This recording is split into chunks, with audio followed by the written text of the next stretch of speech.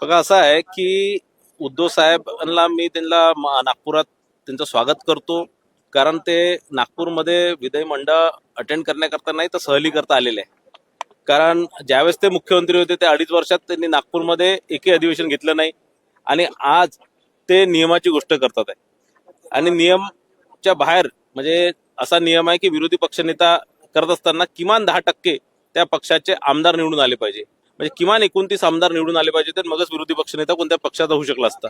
आज त्यामुळे विरोधी पक्ष नेता होऊ शकला नाही आणि म्हणून मला असं वाटतं ते त्यांची खतखत पुढे येत आहे आणि ते या प्रकारचे वक्तव्य करत आहे. सर, देशोन्नतीचे संपादक आहे प्रकाश भोर, त्यांनी या सभागृहात जाण्याचा प्रयत्न केला. 2 वर्षापूर्वी देखील त्यांनी गॅलरीमधून घोषणा केली होती. अधिवेशन जे आहे ते 7 दिवसाचं, यावर टीका केली. दुसरीकडे वेगळ्या विदर्भाची देखील त्यांनी मागणी केलेली आहे.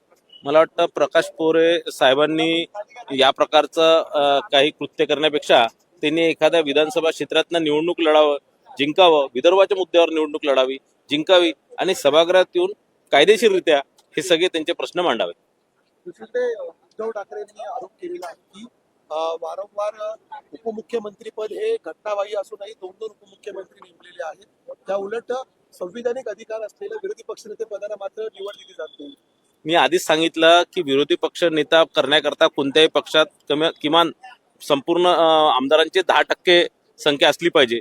आणि उद्धव ठाकरे साहेबांच्या सेनेला असणार किंवा काँग्रेसला ती करता आली नाही. महाराष्ट्र जनतेने त्यांना यावेळेस विरोधी पक्ष नेत्याचंही पद नाकारलं. कारण ज्या प्रकारे ते 2.5 वर्ष त्यांच्या सरकारमध्ये वागले त्या प्रकारे जनतेने या प्रकारचा एक बदलाच त्यांच्यासोबत घेतलेला आहे. आणि दुसरं, किती उपमुख्यमंत्री ठेवायचं हा अधिकार संपूर्ण मुख्यमंत्र्यांचा असतो आणि त्यांनी आपल्या अधिकारात 2 ठेवा की 3 ठेवा ते त्यांचा निर्णय असतो. आणि म्हणून त्यांनी 2 उपमुख्यमंत्री ठेवले आणि जे चांगल्या रीते संपूर्ण महाराष्ट्राचं काम करतात आहे असे दोन्ही उपमुख्यमंत्री माननीय एकनाथ शिंदे साहेब, माननीय अजितदादा पवार साहेब चांगल्या रीते महाराष्ट्राचं काम करतात आहे. त्यांना विसर पडलाय का ते मुख्यमंत्री असताना अजित पवार सुद्धा त्यांच्या सरकारमध्ये उपमुख्यमंत्री होते? निश्चितच त्यांना विसर पडला असणार की अजितदादा त्यांच्यासोबत उपमुख्यमंत्री म्हणून काम केलं. आणि मला असं वाटतं की थोडंसं ज्या प्रकार महाराष्ट्राच्या जनतेने शिवसेनेला आणि महाविकास आघाडीला नाकारलेला आहे, ज्या प्रकारे मोठ्या प्रमाणात पराभवाचा सामना त्यांना पाहायला मिळालेला आहे, मला असं वाटतं एक पराजित मानसिकतेने ते इथे आलेले आहे आणि आपलं जे फ्रस्ट्रेशन आहे ते या माध्यमातून बाहेर काढत आहे. ठीक आहे. तर दुसरा एक महत्वाचा प्रश्न होता की आता अधिवेशन संपल्यावरती कुठेतरी तुमच्या पैशाचा बॅग तयार आहेत महापालिका निवडणुकीमध्ये टाकण्यासाठी. तुमच्या हेलिकॉप्टरमध्ये तुम्ही सीधा घेऊन जाता, तो तपासला का जात नाही असा सवालही ते उपस्थित आहे. मला असं वाटतं की आता येणाऱ्या निवडणुकीतही, कारण आता मागच्या विधानसभा निवडणुकीत हरल्यानंतर त्यांनी मतदार याद्यांवरती बोट ठेवला, मतदार याद्या चुकीचा आहे असं त्यांनी वक्तव्य केलं.